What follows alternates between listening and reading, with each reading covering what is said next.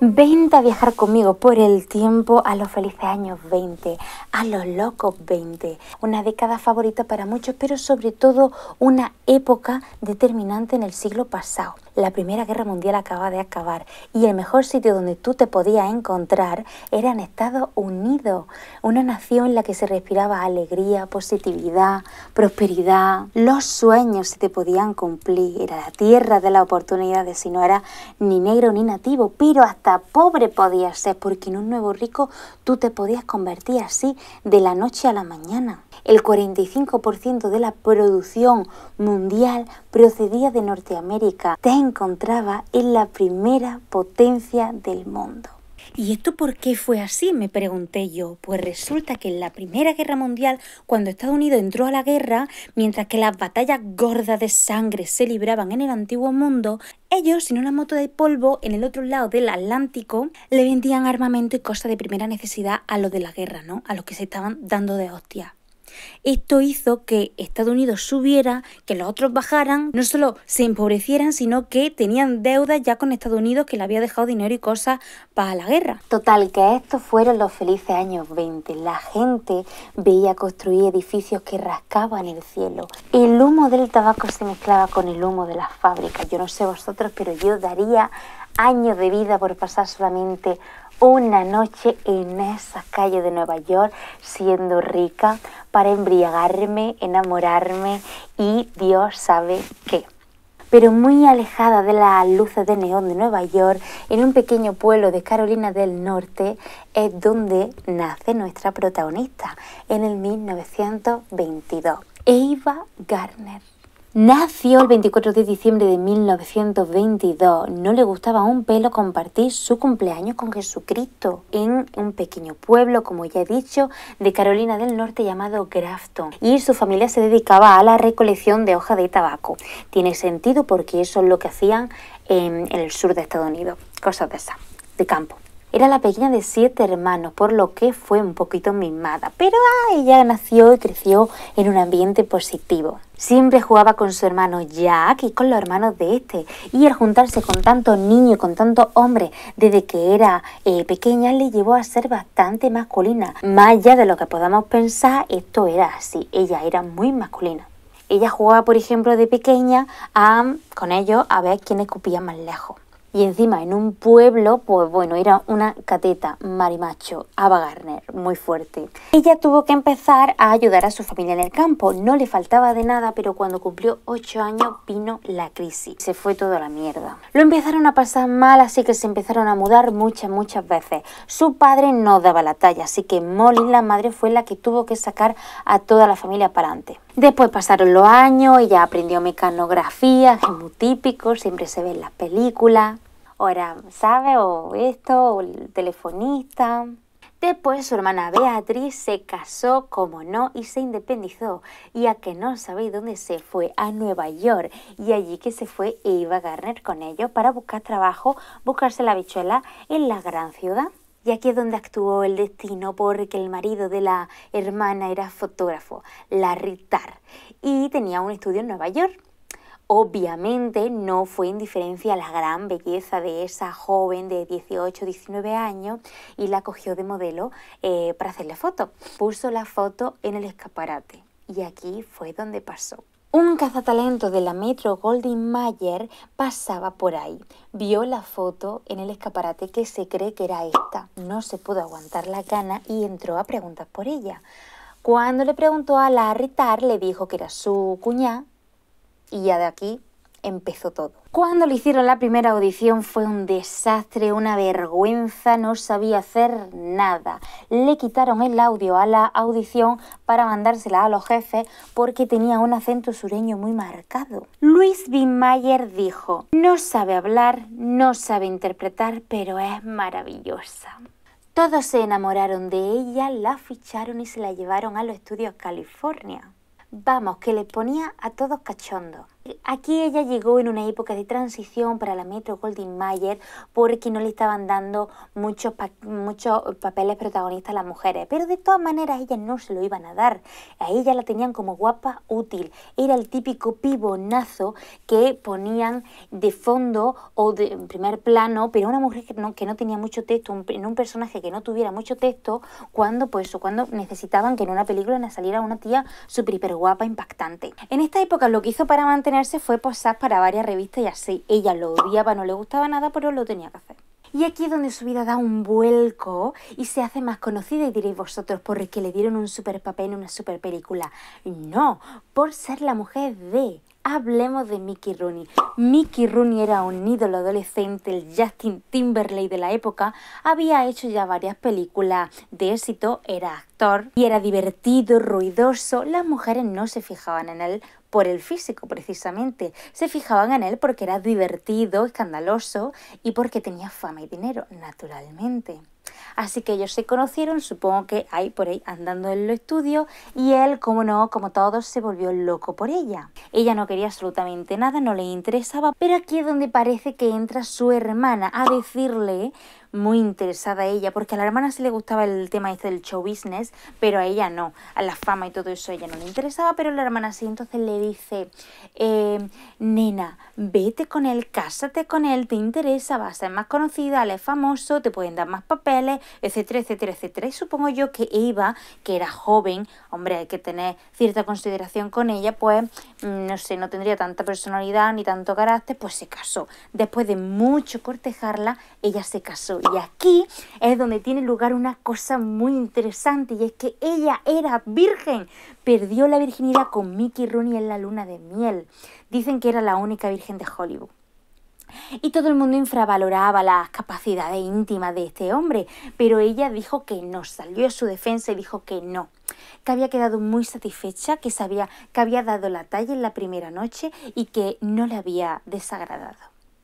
Total, duraron 6-7 meses casados, ese matrimonio no iba a ninguna parte. Yo creo que como primera experiencia estaba bien, pero eso no tenía futuro. Y yo creo que ella tampoco lo pasaría muy mal, vamos, sería su primera experiencia, pero que tampoco, no sé. Total, pasó el tiempo y ella tenía 24 años, estaba ahí en Hollywood, pues haciendo unas cosas, haciendo otras, y de repente aparece en su vida un tal Howard Hughes, un magnate, productor, director de cine, aviador, multimillonario. Este tío le daba a todo, conocido en Hollywood por su comportamiento obsesivo. Le empieza a acosar porque ella era una tía muy magnética y obviamente bellísima. Entonces, pues nada, se obsesionó con ella y la empieza a acosar. Hasta tal punto que un día entró a su habitación, seguramente para reclamarle por una cosa que no tenía ni pies ni cabeza, y le pegó una hostia en la cara. Ella coge una estatua y le revienta la cabeza, vamos, le noquea y se queda en el suelo. Él no tomó represalia. Esto se queda como una anécdota de su vida. Está muy bien porque se defendió y tenía carácter y lo dejó ahí en el suelo tirado. Y tuvo mucha suerte porque, bueno, él no tomó represalia y siguió cortejándola. Entre tanto, pues ella empezó, bueno, le hicieron tomar clases de arte dramático, fue mejorando en el tema de la actuación, le fueron dando papeles más protagonistas, como que estaban empeñados en que esta mujer supiera actuar aparte de ser guapa, ¿no? Se dio a conocer un poco más por Señal de Parada y luego llegó Forajido, así la película en la que todo el mundo ya la reconoció. Forajido o The Killers de 1946, basada en la obra de Ernest Hemingway y del director Robert Siodmak. No es la mejor película ni tan siquiera la más importante para ella, pero yo creo que es la más reconocible. Tú pones Eva Gardner y te va a salir en imágenes esta escena, o sea, la escena en la que ella sale en esta película. Y es que no te cansa de verla. Yo la he visto, esa película sale preciosa, qué bonita, pero también te digo, era la mujer protagonista y habla 2-4 veces, o sea que tampoco tenía ahí mucho texto. No sé si es porque la obra pues es así o porque todavía no sabía mucho actuar y tampoco quería que hablara mucho, pero es que eso sí, no te cansa de verla, es que es mirarle, no te cansa. De lo guapa que es, de lo guapa que sale y de la iluminación, cómo le cae. La mirada que tenía felina, desafiante, mujer fatal, qué bonito. Bueno, que ya le iban dando papeles más protagonistas, ya iba ganando más dinero, ya estaba siendo más famosa en Hollywood, le iba bien, y ella lo único que le interesaba era salir de fiesta. Ava Gardner lo único que quería, lo único que le gustaba era no hacer nada. Ella decía, no hay nada más placentero que no hacer nada, simplemente ser, ahí, vivir la vida y punto. Y esta era una borracha de manual y no se escondía, no se avergonzaba. Y en el mismo año de Forajido, en el 1946, pues estaba ahí, ya te digo, saliendo de fiesta, viviendo la vida, bebiéndose hasta el agua de los floreros. Y estaba sola, una mujer independiente, descubriendo el mundo. La invitaban a fiesta. Y ahí fue donde conoció al clarinetista Artie Shaw. Arrogante, seductor. Había vivido con Lana Turner, que era amiga de ella, y que esta a su vez sí había sucumbido a los encantos del millonario aviador esquizofrénico de antes. Aquí todo queda en familia. A Ava le gustó y ella dio el primer paso, porque ella era así libre, diferente, segura, independiente, pero que si nos ponemos a mirarlo de otra perspectiva, seguramente dio el primer paso porque estaba en una fiesta, estaba borracha y punto. Era una mujer así como muy ardiente y muy sexual, eso parece. Total, que le dijo de tomarse algo con él y al final terminaron viviendo juntos sin estar casados. Imaginaros eso para la época, aunque claro, la época, pero yo creo que Hollywood era otro mundo. Tuvieron una relación amorosa, él quiso cambiarla, porque le parecía guapa pero cateta, le parecía una inculta y no la trataba bien. La infravaloraba un poco, la hacía sentir menos, la hacía sentir inferior. Y yo creo que a ella le entró un sentimiento de... Porque es que, claro, este fue el único hombre que ella eligió, ella verdaderamente eligió, porque el Mickey Rooney no, y el otro loco tampoco. Pero este lo eligió ella, y fue ella a buscarlo. Entonces yo creo que, pues, le gustaba de verdad, y tenía un sentimiento así como de... como que quería su reconocimiento, ¿no? Total, que él quería que ella leyera y que se hiciera más culta, y ella lo hizo. Se puso a leer, se puso a estudiar un poco, intentó ser más refinada. Luego en esta época la Metro-Goldwyn-Mayer se la presta a Universal y hace 2 películas. Al final esa relación se rompe también y entonces aquí tenemos otra vez a una Ava, cuando ya lo superó, a una Ava súper independiente, súper fuerte, autosuficiente, una tía que solamente quería salir de fiesta y pasárselo bien, una mujer incontrolable y esto a sus jefes no les gustaba nada. Varios hombres pasan por su vida sin importancia en forma de affairs hasta que rueda Odio y Orgullo con Robert Mitchum.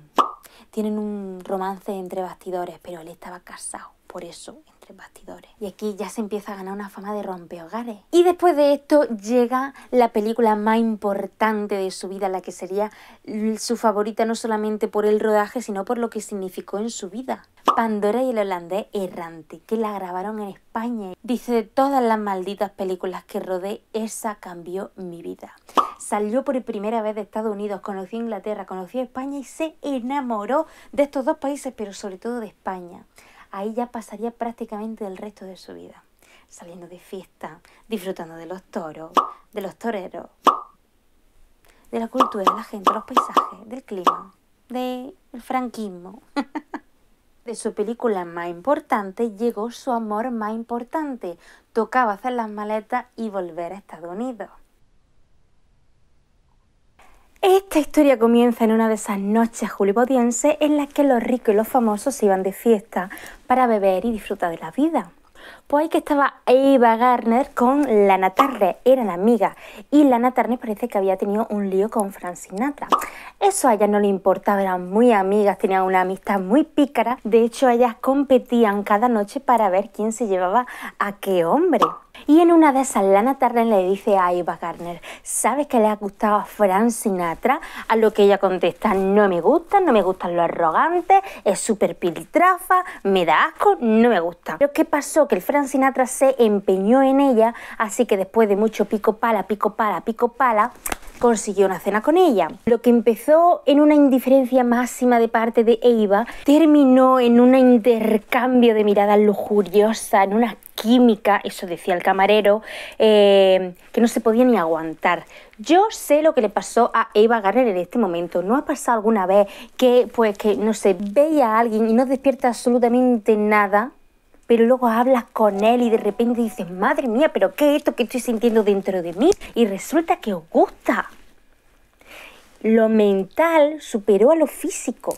Y después de esta noche empezaron a salir. Ellos lo intentaron mantener oculto para la prensa, pero no se pudo porque los fotógrafos eran muy listos y había un gran problema en toda esta ecuación. Fran estaba casado con Nancy Sinatra. Adivina a quién puso verde la prensa. Efectivamente, a ella. A él le dieron un poquillo, pero bueno, resulta que él ya se había ganado esa imagen romantizada de hombre bribón, travieso, infiel, y ella se ganó la etiqueta de vampiresa, amante, roba marido, destroza familia. Llegado a este punto donde tuvo lugar una de las anécdotas más famosas de esta pareja.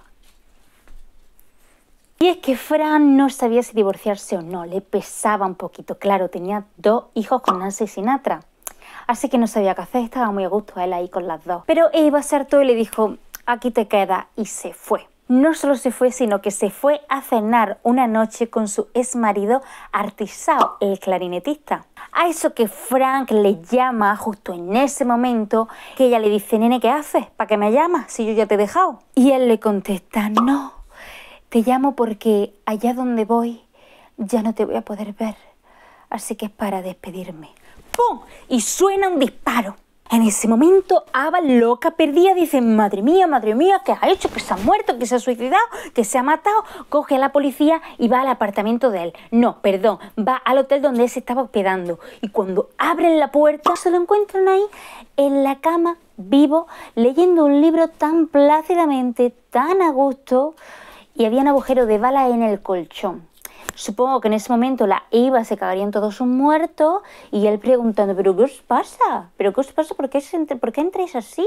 Y así, esto nos da una ligera pista de cómo era este hombre así de manipulador y de loco y de ridículo y de infantil y de caprichoso y de estúpido. Finalmente se divorcia de Nancy Sinatra, esta le deja desplumado y se casa con Ava Gardner. En esta pareja había pasión, desenfreno, frenesí, noches de alcohol, locura. Era como un amor adolescente, nunca 2 cuerpos y mentes se habían entrelazado tan bien, había una conexión total. Los momentos felices eran los más felices y apasionados, pero los complicados eran los más complicados y desesperantes. Era lo que llamaríamos hoy una relación tóxica. Nos encontramos en un punto en el que la carrera de Eva iba en ascenso, en popularidad, en dinero, en poder, en fama, mientras que la de Frank Sinatra estaba en decadencia total. Aparte de que la Nancy Sinatra le había dejado desplumado, que yo creo que este tío gestionaba muy mal el dinero, era un fiestero, bueno, disfrutaba de la vida, pues bueno, tenía una mala racha musicalmente, ¿no? Ella estaba de moda y él ya no. Tanto así que le empezaron a presentar como señor de Gardner a él. Eso era una super hiper mega humillación, no solamente por la época, sino porque él era el típico macho italiano. Y así fue, y así pasó. ¿Y cómo terminó esto? Estaréis preguntando. Pues bueno, llegaron a estar casados 6 años y llegó un momento en el que pues ella no soportaba a los amigos de él se ponía celoso de cada hombre que se acercaba a ella, eso era toxicidad en aumento. Es lo que pasa con estas relaciones tan intensas, que hay mucha diversión, mucho alcohol, mucho desenfreno, mucha pasión, mucho sexo, mucho de todo, pero llega un momento en el que ya no puedes más, toca tu límite, eso ya no te llena y ya pues tú quieres evolucionar y ya acaba harta, súper quemada y ya necesitas otra cosa. Pues sí, se divorciaron, pero no se divorciaron y ya está. Lo bonito de este matrimonio es que después, con los años, ellos presos de la nostalgia, pues se seguían llamando un poquito y se preguntaban pues que cómo le iba la vida y todo eso, sí, me imagino yo. Siempre hablaron muy bien el uno del otro y se recordaron como el gran amor de su vida. Fran se casó 2 veces más, Eva ninguna. Y recuerdo que vi en un documental que cuando pasaron así muchos años, pues ella estaba grabando una película en Francia y su compañera actriz francesa que estaba al lado en los camerinos cuando la estaban maquillando, pues ponía su música francesa y en una de esas sonó Frank Sinatra, a lo que Eva se puso a llorar y ya todas las mañanas le decía: ponme a Frankie. Y entonces lloraba otra vez, así que la maquilladora tenía que desmaquillarla y volverla a maquillar todas las mañanas. Y también vi que al cabo de otros muchos años, pues Frank la llamó y le dijo: ay, me hubiera acabado terminar mi vida contigo. Y la otra le dijo, pues sí, pero es que éramos muy celosos. Una de mis favoritas es que estaba Ava Gardner con Clark Gable grabando Mogambo en África, pero el director era John Ford. Total, que un día estaba John Ford con el embajador de Uganda, que era británico, pues estaban allí todos cenando y le preguntaron a Ava Gardner, Eva, nunca hemos entendido qué haces con ese tío, qué haces con Frank Sinatra si es un piltrafa, si pesa 50 kilos. A lo que ella le dijo, ay, no te preocupes, yo te lo resuelvo, que ya iría contenta, a gusto, piripi. Es que están los 3 kilos de Frank y los 47 de su pene. A Eva le encantaba alardear de que el sexo era el sustento de su relación. Que no entiendo yo qué alardeo tiene eso, ¿no? Pero vamos, que era mentira. El sustento de su relación era porque se querían mucho y estaban enganchados el uno al otro. Que yo, esto me hace preguntarme, ¿esa mujer llegó a disfrutar del sexo alguna vez? Esa y casi todas las de esa época, es decir, pues de nuestra generación para atrás, habría quienes disfrutarían, pero la mayoría, pues si ahora y muchas no disfrutan, no saben, pues en esa época que no tenían ni puta idea, menos. Yo creo que las vaginales disfrutaban, nada más. Otra de las anécdotas es que una vez se fueron de fiesta ahí a beber, a beber, a beber. Yo creo que esto fue en el principio de su relación. Ahí estaban en Las Vegas bebiendo y ya cuando estaban borrachos perdidos se fueron en un descapotable y en uno de los pueblos así perdidos de las manos de Dios del desierto de Nevada, a Fran se le ocurrió que era buena idea coger su revólver, porque siempre iba con su revólver, y ponerse a disparar a la... ¡Ah! ¡Mierda! Cariño... ¿Qué pasa? He derramado la cerveza. ¿Mucho? Un poquito. ¿Me da un trapo? El trapo ese blanco que hay ahí. ¡Ay, mierda! ¿No hay sucio? ¿No hay algún sucio? Aquí hay. Sí, sucio está dentro de la lavadora. Ese. Gracias. Gracias. Entonces se le ocurrió que era buena idea disparar así a las farolas del pueblo. Entonces, a lo que Eva, lejos de asustarse, lo que dijo, espera, que yo quiero, dame la pistola a mí. Entonces se pusieron los dos a dispararle. Con tan mala suerte, fíjate tú qué cosa, que le dieron pues a una persona que pasaba por ahí. Lo que no terminó en nada porque Frank utilizó fueron arrestados, pero no terminó en nada porque Frank utilizó sus influencias que tenía ahí, contactos con la mafia, para que le dieran una subvención y ya se quedara ahí la cosa. Otra de las anécdotas que ya por fin cuando lo dejaron ella empezó a salir con un tío que era un maltratador, abusador, porque que esta mujer no se fijaba en uno bueno, que se llamaba George Scott. Entonces resulta que este la dejó encerrada en una cabaña, en una habitación, la tenía ahí cautiva, algo raro pasó y no sé si por ella o por una amiga de esta, la que se lo había contado, el Frank Sinatra se enteró. Y como tenía contactos con la mafia, lo que hizo fue, lo único bueno que hizo este tío, mandó a sus hombres de la mafia a la casa del tío y fueron, bueno, a rescatar a Eva, y después de eso lo que hicieron fue cortarle las mangas a todas las camisas que tenía en el armario este hombre, para avisarle así de lo que le podía pasar si le volvía a hacer daño a Eva. Muy bonito, muy protector. Y ya la última, esto no es una anécdota, esto es algo que no he contado. Resulta que cuando estaba Ava Gardner con Clark Gable grabando Mogambo en África, ella, que acababa creo que de cortar con él o estaba fatal con él ya, o sí, algo ya no estaban juntos, se entera de que está embarazada de Frank Sinatra. Y ella no podía tener ese hijo porque decía que le bajaban el sueldo. Yo creo que eso era una excusa, claro. Ella no quería tener un hijo porque le estorbaba, porque con la personalidad que tenía, de todas maneras, ella se justificaba muy bien diciendo que, bueno, pues que un hijo hay que traerlo al mundo cuando tiene un hogar sólido, cuando sus padres se quieren, y decía que eso ella a su hijo o hija ya no se le iba a poder dar. Entonces la tía, ni corta ni perezosa, se cogió, se fue a Londres, abortó Y luego, pues ya está, siguió rodando la película. Pero Fran se enteró y dice, buah, lo pasó súper mal. Cuando se enteró, se cortó las venas, se tomó un montón de somníferos, la llamó súper afligido, quería volver con ella, pero ella le dijo que no. Y esta ya es la última historia.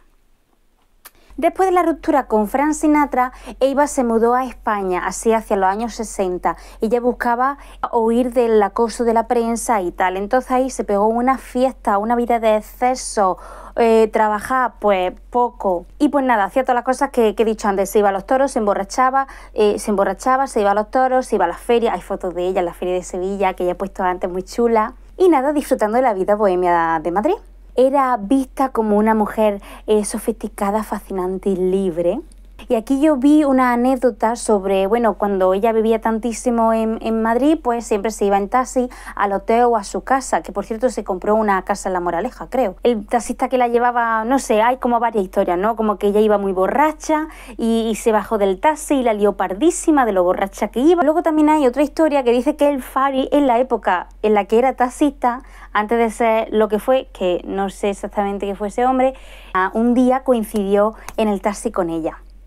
En los años 70 ella se mudó a Londres, si hacía alguna película, algún trabajo, alguna cosilla, era pues para mantenerse un poco, no porque quisiera por vocación, porque vocación, lo que es vocación, pues nunca había tenido. Ahí en Londres vivió una vida más discreta y en los años 80 le dio un derrame y se le quedó paralizado medio cuerpo. Y enterándome de esto que voy a decir ahora, es cuando se me cae un poco la imagen que yo me había hecho en la cabeza de Frank Sinatra, el típico tío machista, estúpido, posesivo, maltratador, incluso, no sé, se me ha caído un poco porque, es decir, que por supuesto tuvieron una relación muy tormentosa, pero ese hombre tenía más bondad y verdadero amor hacia ella en su interior de lo que yo me podía haber imaginado. Y es que, bueno, pues le pagó el tratamiento, la quiso hasta el final, siempre la echó de menos y, bueno, pues es que mantuvieron una relación toda su vida, aunque no estaban juntos, ¿no? Esto a mí me da a entender que aunque cuando ya no estaba, o sea, él se volvió a casar, rehizo su vida, ella pues no, estaba por su lado, pero la cuestión es que en una relación de estas malas, el tío cuando ya no te puede poseer, pues incluso que intenta joderte, pero este no, se lo tomó con un poquito más de madurez, ¿no? Rehizo su vida y bueno, siguieron hablando. Pues tampoco era tan malo este hombre. También me he dado cuenta, pues eso, buscando ahí información. Antes a lo mejor he podido dar una imagen un poco cínica de Ava Gardner respecto a la maternidad, pero no, resulta que ella dijo en sus memorias que lo que ella siempre había querido era ser madre, que ella había nacido para ser madre, pero que no había podido, que las veces que se había quedado embarazada de Frank Sinatra, que no sé si una o dos, pues que había tenido que abortar. Y se sabe también que en España, cuando estaba ahí con Frank Sinatra, fueron a orfanatos para adoptar a un niño o niña para tener un hijo, pero le dijeron que no, las monjas, ¿no? Supongo que las monjas, dijeron que no estaban dispuestas a que un niño fuera criado por personas que estaban en el mundo del espectáculo y eso. La verdad que tenía que ser muy frustrante para una mujer que quería ser madre, dedicarse a la actuación, cuando ni siquiera quería dedicarse a la actuación, porque en esa época las productoras de cine te controlaban la vida, con quién te casabas, con quién no te casabas. Por eso ella era una tía singular, ella hacía lo que le daba la gana, estaba con quien le daba la gana, se reía del Star System, pero en el caso de ser madre, bueno, supongo que también lo hubiera hecho si le hubiera dado la gana, pero la cuestión es que no le cuadró porque nunca tuvo así como una familia, un matrimonio sólido. Y bueno, no podemos acabar el vídeo sin hablar también de una cosa súper fuerte, de verdad, que me encanta cuando figuras importantes de la historia han coincidido en el pasado y han tenido relaciones, es que me encanta. Resulta que Ava Gardner fue súper amiguísima, tuvieron una relación súper intensa, pero de amistad, con Ernest Hemingway. Ella al principio flipaba porque decía, madre mía, pues de este tío yo he hecho películas, ¿no? Se conocieron en los años 50, ella ya era una gran estrella y él ya era un escritor consagrado. Coincidieron en Cuba, en España, a él también le encantaban los toros. Este tío también, que ha vivido en un montón de partes del mundo. Este también era otro vividor, que si los juntas, si tú piensas en ellos, son dos vividores juntos en un momento de la historia muy interesante. Tú imagínate, está en Cuba, Ernest Hemingway y Ava Gardner bebiendo ahí en el Floridita. ¡Ay, qué guay! En los años 50, que ya justo iba a venir la época más interesante en la historia de Cuba, y una de mis historias favoritas, por cierto. Él la consideraba como una de las mujeres más apasionantes e interesantes que había conocido. De hecho, como que se inspiró en ella para algunos personajes de sus novelas. Él decía de Ava Gardner lo que yo creo que más define a Ava Gardner. Decía, es más hombre que mucho hombre. Efectivamente, pues por eso se llevaban los tíos también con ella. Aparte de que era un bellezón y les ponía cachondo, es que pues tenía que ser muy buen amigo, amiga, ¿entendéis? Porque tenía alma ahí de hombre. No era una loca histérica, yo qué sé. Luego Eva, por su parte, decía que con él no tenía que fingir nada, que era el único hombre que la respetaba como realmente era. Y me lo creo, porque ese hombre, pues como que no querría amarrarla, ¿entendéis? Y eran amigos. Yo no sé si hicieron algo. Es que es muy interesante pensar eso. Ponerte a imaginar, ¿hicieron o no hicieron? ¿Eran amigos prematuros o no? Bueno, eso, se dice que fueron muy grandes amigos. Incluso ella, cuando se peleaba con el Frank Sinatra, se refugiaba en la casa de Ernest Hemingway en Cuba. Ay, es que el paraíso, y Cuba en esa época estaba llena de casinos, de alcohol, de mafia. Ay, qué guay. En definitiva, fue una conexión de dos almas intensas que se cruzaron ahí en el camino de la vida. Total, una pena. Ava Gardner murió finalmente sintiéndose muy sola el 25 de enero de 1990 de una neumonía, parece ser, y Frank Sinatra otra vez le pagó el funeral.